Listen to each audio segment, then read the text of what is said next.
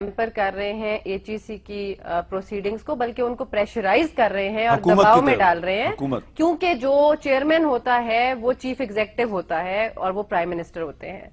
H E سی کے۔ اب میں نے آپ کو ابھی بتایا کہ چیلا صاحب، ایک اعظم چیلا صاحب ایم پی اے تھے، ان کو نکال دیا گیا۔ اعظم چیلا صاحب کو ڈسکوالیفائی کیا گیا کیونکہ ان کی الخیر کی ڈگری تھی۔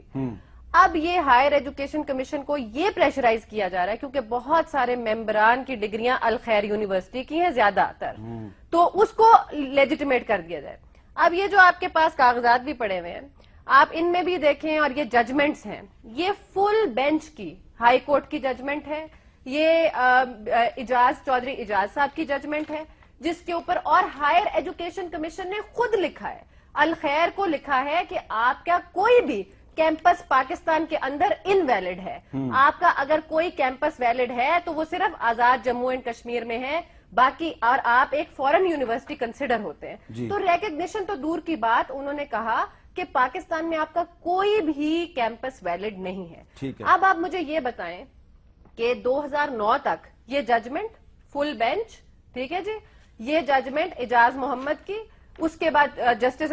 چودھری اجاز کی، پھر اس کے بعد آپ آ جائیں 2002 کی ججمنٹ ان کی، 2010 کی ججمنٹ، 2009 کی ججمنٹ۔ اب ہائر ایجوکیشن کمیشن نے ابھی ہفتہ 10 دن پہلے اپنی ویب سائٹ پہ لگا دیا کہ الخیر کی 2009 تک کی ڈگریاں ساری ویلڈ ہیں۔ ناؤ ایک منٹ میں تھوڑا سا، تو اس کا مطلب ہائر ایجوکیشن کمیشن پریشر میں آ گیا ہے اور یو ٹرن لیا۔ یہ کنٹیمپٹ آف کورٹ ہے، کیونکہ جب فل بینچ ججمنٹس ہیں آپ کے پاس، ایک چیز جو ڈکلیئر ہو گئی کہ یہ انویلڈ ہے، انلیگل ہے، ڈسکوالیفائی ہوتی ہے، تو پھر آپ اس کے اوپر یو ٹرن کیسے لے سکتے ہیں؟ ایک اور چیز جی، ہائر ایجوکیشن کمیشن کیا کر رہی ہے کہ یونیورسٹیوں کو صرف ڈگریاں بھیج رہی ہے اور کہہ رہی ہے یہ آپ ویلیڈیٹ کر کے بھیج دیں۔ جو آپ نے دیکھا کہ سندھ کے اندر، سندھ یونیورسٹی پہ دباؤ یہ ہے کہ وہ دے ہی نہیں رہے ان کو رپورٹ کر کے۔